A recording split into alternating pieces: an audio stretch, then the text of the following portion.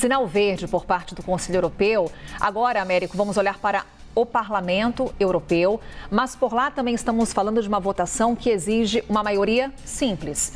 No Conselho Europeu é uma maioria qualificada, daí os entraves um pouco maiores. No Parlamento, o caminho tende a ser mais fácil, Américo. Sabemos que países que se opõem a esse acordo, como é o caso da França, terão uma pressão ainda maior na reunião do Parlamento Europeu com relação a esse acordo com o Mercosul. E também quando você fala em benefícios para o bloco do qual o Brasil faz parte, como é que o Brasil deve se destacar também em termos econômicos, principalmente agronegócio, que vinha celebrando a possibilidade desse acordo e é justamente esse ponto que está gerando temor nos europeus.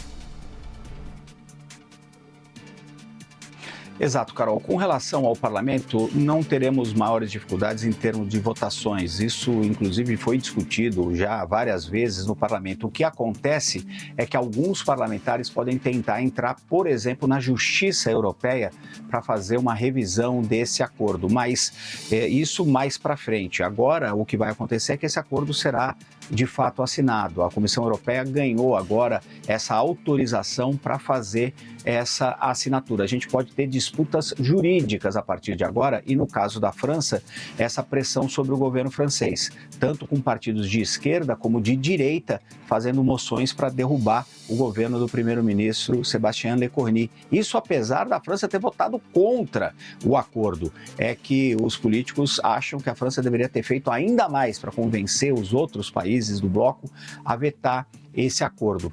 Em termos do impacto real que isso pode ter, Carol, é benefício para os dois lados. O livre comércio ajuda muito, obviamente, limpa ali muitas travas para importação e exportação, ajuda muitos setores a ampliarem os seus negócios.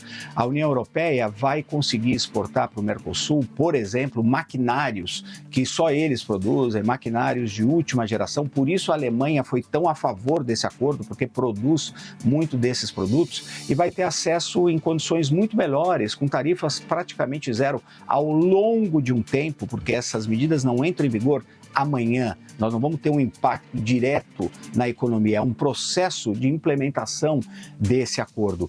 Mas durante esse processo vão começar a cair as tarifas, tendendo a praticamente a eliminação delas em alguns setores, e nos setores principais. Então a Europa, por exemplo, vai poder exportar muito maquinário para o Brasil, vai poder também, para o Brasil e para o Mercosul, vai poder também ter acesso a outros setores, como por exemplo investimentos em mineração, vai ter mais acesso a isso. Esse é um ponto crítico para os europeus, neste momento em que a gente vê aí os europeus sendo apertados pelos movimentos de China e Estados Unidos atrás de minerais raros, de minerais críticos.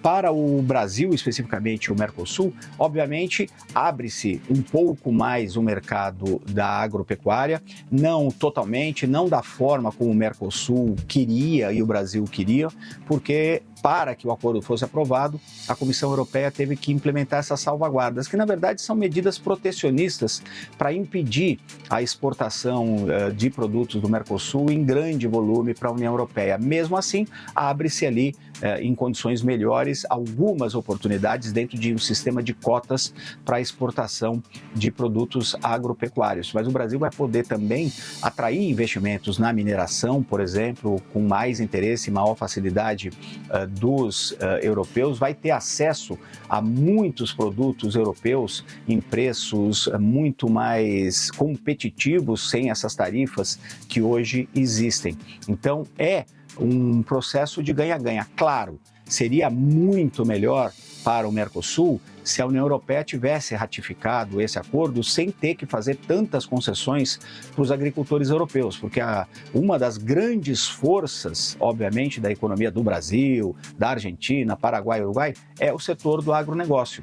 O agronegócio mais competitivo do mundo, praticamente, está no Mercosul. Por isso, inclusive, o receio dos europeus que sabem que não conseguem competir diretamente com esse agronegócio tão potente da América do Sul.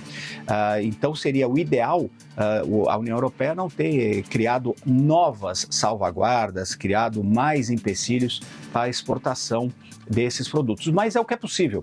Isso é o que foi possível, é o acordo que foi necessário para que esse livre comércio começasse entre os dois blocos.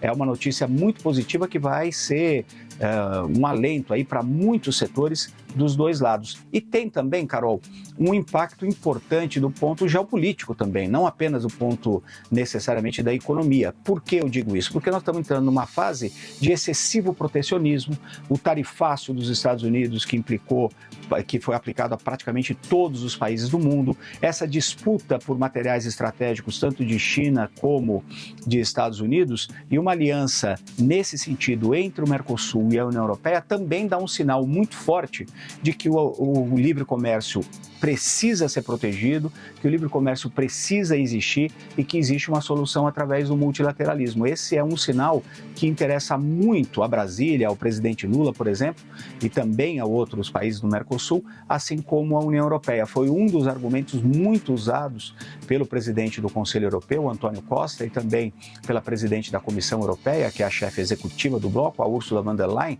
para convencer os outros países também a aprovarem essa medida. E isso tudo é um grande sinal na defesa do livre comércio. Então, é a criação de um dos maiores blocos comerciais do mundo de livre comércio, em termos tanto de população como de tamanho dessas economias. São os 27 países da União Europeia e os 5 países do Mercosul se unindo agora nessa grande zona de livre comércio. É uma excelente notícia do ponto de vista econômico e também geopolítico.